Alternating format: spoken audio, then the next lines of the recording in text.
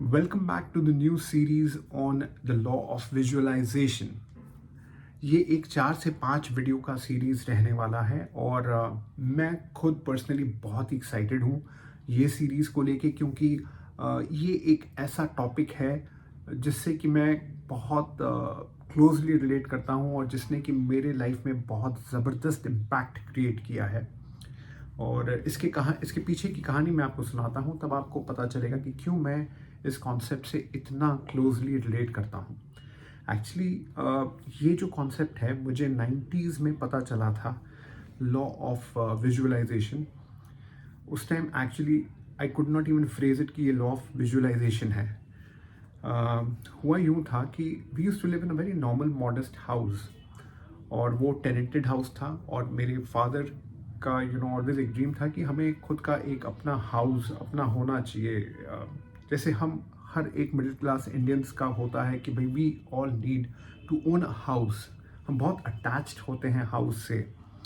तो बिकॉज हमारे limited means थे तो हम थोड़े दूर दूर इलाकों में रीज़नेबल प्राइस में फ्लैट्स उस टाइम देख रहे थे। पर मेरी मॉम जो है ना, उनको हमेशा से था कि कलकत्ता से अगर आप परिचित हैं तो कलकत्ता में एक लोकेलिटी है जिसको बोलते हैं पार्क स्ट्रीट।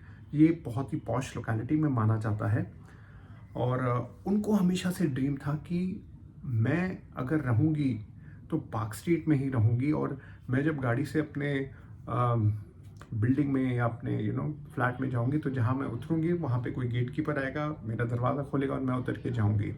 और हम सब हंसते थे मम्मा के ऊपर। हम लोग कहते थे अरे मम्मा रियलिटी में वापस आ जाओ, रियलिटी में रहो। और मम्मा का हमेशा से कहना था कि अगर सपने ही नहीं देखे तो फ़ायदा क्या। आज सुनने में ये बहुत क्लीशेड लग रहा होगा but actual fact was that. तो हम लोगों ने बहुत सारे फ्लैट्स देखे, पापा ने उस टाइम बहुत सारे फ्लैट्स देखे दूर दूर इलाकों में, थोड़े जो हमारे बजट के अंदर में थे। पर मम्मा हमेशा नहीं, मुझे वहाँ नहीं जाना, मैं तो रहूँगी तो पार्क स्ट्रीट में ही रहूँगी। और वही सेम ओल्ड स्टोरी हमेशा से चलता था। कुछ सालों के अंदर ही कुछ ऐसा हुआ, कुछ ऐसी अपॉर्चुनिटीज़ डेवलप हुई कि हम लोगों ने पार्क स्ट्रीट में एक फ्लैट ले लिया। और जब हम वहाँ पहुँचे पूजा के लिए, गृह प्रवेश के लिए, तो गाड़ी का दरवाज़ा एक गेट कीपर ने खोला और मम्मा बड़े शांत से उतर के अपने फ्लैट में गई। तो वहाँ से एक्चुअली मुझे बहुत डीपली इम्पैक्ट किया इस चीज़ ने कि हम जब सोच भी नहीं सकते थे, हमारी सोच वहाँ तक नहीं पहुँच सकती थी, मम्मा की सोच कहाँ तक पहुँच चुकी थी। कुछ लोगों के लिए विजुअलाइजेशन करना बहुत ही ईजी होता है। जैसे कुछ लोगों के लिए कुकिंग बहुत ईजी होती है और कुछ लोगों के लिए कुकिंग एक पहाड़ होता है। उनको तो मैगी भी कैसे बनाना है वो भी अगर स्ट्रक्चर्ड तरीके से सिखाया जाए तब जाके उनके समझ में आएगा कि हाँ ठीक है, पहले पानी उबालना है, फिर मैगी डालना है, फिर मैगी मसाला डालना है, फिर कुछ भी अगर और आपको सॉसेस या कुछ भी ऐड करना है तो आप करेंगे। उससे क्या होता है कि टेस्ट में एक स्टैंडर्डाइजेशन आता है, फ्लेवर में एक स्टैंडर्डाइजेशन आता है, विजुअल अपील में एक स्टैंडर्डाइजेशन आता है। तो उसी तरीके से लॉ ऑफ विजुअलाइजेशन भी सिखाया जा सकता है, भी उसको प्रोसेसेस में तोड़ा जा सकता है। और उन प्रोसेसेस को अगर आप फॉलो करते हैं टू द टी तो क्या है कि रिजल्ट्स स्टैंडर्डाइज्ड होते हैं। तो ये तो हो गई स्टोरी की बात। अब हम बात करते हैं about the law of visualisation. Actually क्या होता है, इसके बारे में नेपोलियन हिल ने भी लिखा है कि अगर आप कोई पिक्चर को अपने दिमाग में बहुत देर तक मतलब ये नहीं कि 10 मिनट, 15 मिनट, 20 मिनट, सालों साल तक आपके दिमाग में अगर वो पिक्चर चलती रहती है तो आप एक्चुअली उस चीज़ के टूवर्ड्स ग्रेविटेट होते रहते हो और अल्टीमेटली आप वो चीज़ बन भी जाते हो।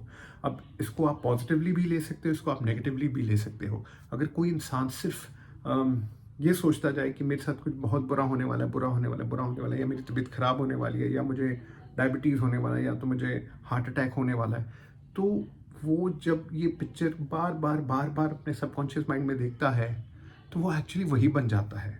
और इसका उल्टा, अगर कोई एक इंसान जो कि let's connected again to Bollywood. बहुत सारे ऐसे लोग हैं जो कि स्टार किड्स नहीं हैं, प्रिविलेज्ड नहीं है, नेपोटिज्म के क्लब को नहीं बिलोंग करते, पर वो भी आज के डेट में स्टार हैं और वो कुछ नहीं से कितना कुछ बन चुके हैं। It's again because of the power of visualisation. उन्होंने वो पिक्चर अपने दिमाग में चला के रखा, चला के रखा, चला के रखा, और इतने लंबे देर तक चला के रखा कि वो एक्चुअल में रियलिटी में कन्वर्ट हो गई। हम सारे जो हैं बाय डिफ़ॉल्ट या डिफ़ॉल्ट मोड में लाइफ को जी रहे हैं। इस वजह से एक्चुअली होता यूँ है, मैं आपको अगर फैक्ट बतलाऊँ, आप रेस्टोरेंट में जाते हो तो आप क्या कहते हो कि वेटर जो इच्छा ले आओ, या कि आप मेन्यू में जो आपको पसंद है उस हिसाब से आप मेन्यू में से डिशेस ऑर्डर करते हो। लाइफ में भी हम ये गलतियां बहुत ज़्यादा बार कर रहे हैं कि लाइफ जो हमें दे रही है हम लेते जा रहे हैं। हमने लाइफ के मेन्यू कार्ड को अभी तक देखा नहीं, हमें ये भी नहीं पता कि हमें एक्चुअली ऑर्डर क्या करना है। हम में से बहुत जन ऐसे जिनको एक्चुअली अभी तक ये नहीं पता कि अभी ऑर्डर क्या करना है। तो ये वीडियो आपको रियलाइज़ करवाएगा उस पहलू से कि बॉस, आप भी एक अच्छी लाइफ जी सकते हैं। मे बी आज के डेट में आपकी सिचुएशन ऐसी हो सकती है कि आपको इमेजिन करना भी कुछ अच्छा बहुत बड़ा पहाड़ लगे, पर मैं डीपली आशा करता हूँ कि ये वीडियो, ये सीरीज़ देखने के बाद, ये 4-5 वीडियोस के सीरीज़ को देखने के बाद आपके लिए भी सोचना ही नहीं पर वो कर दिखाना भी बहुत हद तक आसान हो जाएगा। साइको साइबरनेटिक्स मैक्सवेल वॉल्स की लिखी हुई एक किताब है जहाँ पे कि उन्होंने बतलाया है कि आपका जो नर्वस सिस्टम है वो ये नहीं पहचान सकता कि आप कोई चीज़ को इमेजिन कर रहे हैं या कि वो आप रियलिटी में कर रहे हैं। और ये चीज़ आज के डेट में बड़े से बड़ा sports person, sports coach, business owners, Bollywood stars या बहुत सारी जगह में ये चीज़ पढ़ाया जा रहा है। एक्ट ऑफ विजुअलाइजेशन को टेक्निक, मेथड और रिचुअल में डिवाइड किया हुआ है। टेक्निक यानी कि करना क्या है, मेथड यानी कि करना कैसे है, रिचुअल यानी कि करना कब है। तो मैं आपके साथ जितने भी स्टेप्स डिस्कस करूँगा उनमें ये तीनों का जिक्र हमेशा रहेगा, और आपको ध्यान रखना है कि आपको ये तीनों को ब्लाइंडली फॉलो करना है, तभी जाके आप सारे रिजल्ट्स पा सकते हो जो कि आप अपने लाइफ में चाहते हो।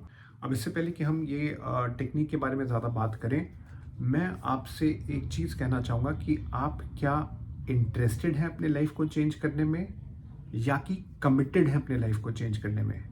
अब आप पूछेंगे इन दोनों में फ़र्क क्या है।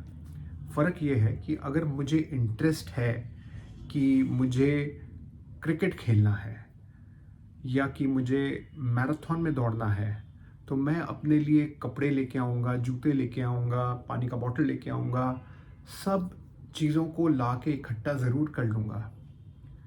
पर कल सुबह उठने के बाद मुझे नहीं पता कि मैं जाऊँगा या नहीं जाऊँगा, बट इंटरेस्टेड ज़रूर हूँ मैं मैराथन दौड़ने के लिए। ओके, मुझे ये नहीं मालूम कि मैं कल सुबह उठूँगा कि नहीं उठ पाऊँगा 4 बजे सुबह। अब इसका उल्टा मैं अगर देखूँ तो मैं कमिटेड हूँ मैराथन दौड़ने के लिए। आज मेरे पास वो रिक्वायर्ड शॉर्ट्स या वो गंजी या वो शूज़ हो ना हो, पर मैं कमिटेड हूँ। मैं सुबह 4 बजे उठूँगा ही उठूँगा और मैं दौड़ने जाऊँगा ही जाऊँगा, चाहे मुझे नॉर्मल शूज़ पहन के ही क्यों ना दौड़ना पड़े, बिकॉज मैं कमिटेड हूँ लाइफ में।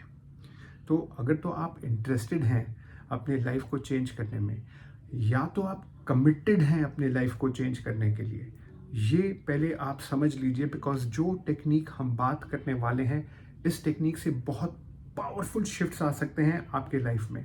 तो अगर तो आप कमिटेड हैं तो पेन एंड पेपर लेके बैठिए, एक्शन पॉइंट्स बनाइए और साथ साथ में उन एक्शन पॉइंट्स पे काम करिए।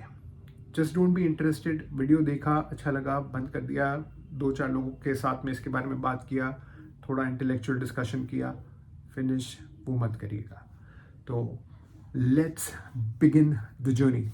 सबसे पहला जो इसमें हमें करना है वो हमें करना है to be in a neutral state of mind, ना पॉजिटिव ना नेगेटिव, ना हैप्पी ना सैड, ना थर्स्टी हंग्री ना overfilled, but in a neutral state of mind, in an empty state of mind. अब ये क्यों ज़रूरत है? अब एल्बर्ट आइंस्टाइन जी को तो आप जानते ही होंगे, उनकी वजह से हमारे को साइंस क्लासेस में कितना कष्ट हुआ, पर hats off to his intelligence. उन्होंने ऐसी ऐसी गहरी चीज़ें कही हैं जो कि हमारी लाइफ को आज तक इम्पैक्ट कर रही हैं।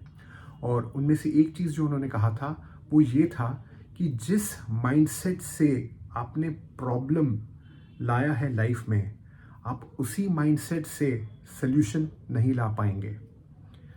अगर आपको सल्यूशन लाना है तो आपको अपना माइंडसेट बदलना पड़ेगा।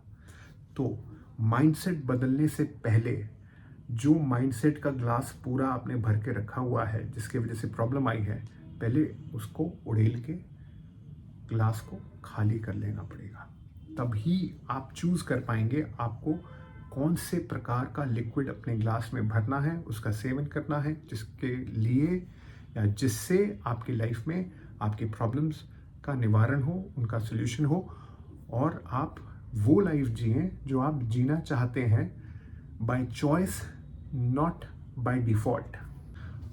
अब आप आंखें बंद करिए या खुली आंखों से ही देखिए अपने लाइफ को सीरीज़ ऑफ फोटोग्राफ्स या सीरीज़ ऑफ मोशन पिक्चर्स में। कुछ में आप अपने बचपन को देख रहे हैं, कुछ में आप अपने अच्छे मोमेंट्स को देख रहे हैं, कुछ में आप अपने प्रेजेंट मोमेंट को देख रहे हैं। और प्रेजेंट मोमेंट में मुझे लगता है अगर तो आप ये वीडियो अभी तक देख रहे हैं तो आपकी कुछ क्वेस्ट हैं, आपकी कुछ प्रॉब्लम्स हैं जिसको कि आप सॉल्व करना चाहते हैं। तो इस वजह से अगर आप वो प्रॉब्लम मोमेंट्स में आपका स्पॉटलाइट है तो वो मोमेंट्स को आप देखिए एक स्टेप बैक लेके। जब आप ये एक स्टेप बैक लेते हैं, अपने आप को अपने प्रॉब्लमैटिक लाइफ से डिटैच कर लेते हैं, तब आप एक्चुअली अपने प्रॉब्लम को ओवरव्यू से देखना शुरू करते हैं कि हो क्या रहा है, क्या कर रहा हूँ मैं, व्हाट एम आई डूइंग। ये स्टेप सबसे ज़्यादा ज़रूरी है, क्योंकि जब तक आप अपने आप को अपने प्रॉब्लम से डिटैच नहीं करते, जब तक आप अपने आप को न्यूट्रल सेल्फ में नहीं लेके आते, एम्प्टीनेस में नहीं लेके आते, एज एन ऑब्जर्वर नहीं पहचानते अपने आप को, तब तक आप उस प्रॉब्लम को ही अपना लाइफ समझ लेंगे और आपको लगेगा बस ये प्रॉब्लम ही मेरी लाइफ है और ये प्रॉब्लम की वजह से ही मेरी लाइफ ख़त्म होने वाली है, या जो भी परिस्थिति में आप हैं वो परिस्थिति आपको ओवर पावर कर रही है। तो अगर आपको इससे बचना है, आपको अपने आप को डिटैच करना ही पड़ेगा। सबसे खूबसूरत चीज़ इसमें जो होता है, जब आप अपने आप को अपने प्रॉब्लम से डिटैच करते हैं, आपको समझ में आता है कि there are thoughts, there are feelings. आप उन थॉट्स और फीलिंग्स को पहली बार एज एन आउटसाइडर ऑब्जर्व करते हैं। जैसे कि आप दूसरों को लाइफ में एडवाइस देते हैं ना कि भाई ऐसा मत करो, वैसा करो, ये तुम्हारे लिए अच्छा नहीं है। आप पहली बार एक्चुअली अपनी लाइफ को एक थर्ड पर्सन के नज़रिए से देखते हैं, और इस बार ऑफ कोर्स आपके सजेशंस और भी बढ़िया होने वाले, बिकॉज आप वो चीज़ को जी रहे थे ऑन डिफ़ॉल्ट मोड। अब बाय चॉइस आप उससे अलग हो चुके हैं। तो इसको, ये तो हमने समझ लिया हमें करना क्या है, हमें डिटैच होना है। अब हमें इसको करना कैसे है, हाउ। इसके लिए हमें एक एक्सरसाइज करनी पड़ेगी जो कि योगिक साइंस में हमेशा से वो कहते हैं इसको करो तो कि आपकी चेतना, आपकी कॉन्शियसनेस एक्सपैंड होए। तो वही चीज़ आपको यहाँ भी करना है। आपको एक छोटी सी चीज़ करनी है, आपको ब्रीदिंग करनी है।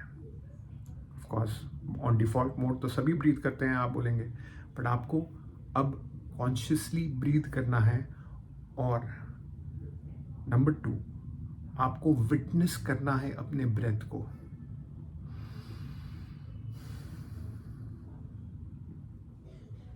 ये इंसान सांस ले रहा है। ओके, जब आप विटनेस करते हैं अपने आप को ब्रीदिंग करते हुए, तो आप एक्चुअली रियलाइज करते हैं कि you are separated from your body. Now आप एक ऑब्जर्वर बन चुके हैं। आज के लिए बस इतना ही, और please note down whatever we are discussing. Pen और पेपर लेके आप हर एक एपिसोड में इसको नोट डाउन करें, और आहिस्ता आहिस्ता हम दोनों मिलकर एक अच्छा लाइफ बनाने की कोशिश करते हैं एक दूसरे के लिए। तो मेरे साथ जुड़े रहिएगा। इसका नेक्स्ट एपिसोड कल आने वाला है, तो उसको भी ज़रूर देखिएगा कि स्टेप नंबर 2 क्या है। अभी तो हम सिर्फ डिटैच हुए हैं, ऑब्जर्व किया है, रियलाइज़ किया है कि हमारे में ताकत है to get detached from our problems, from our self. तो मिलता हूँ मैं आपको नेक्स्ट वीडियो में कल ही। लाइक, शेयर और सब्सक्राइब ज़रूर करिएगा प्लीज़।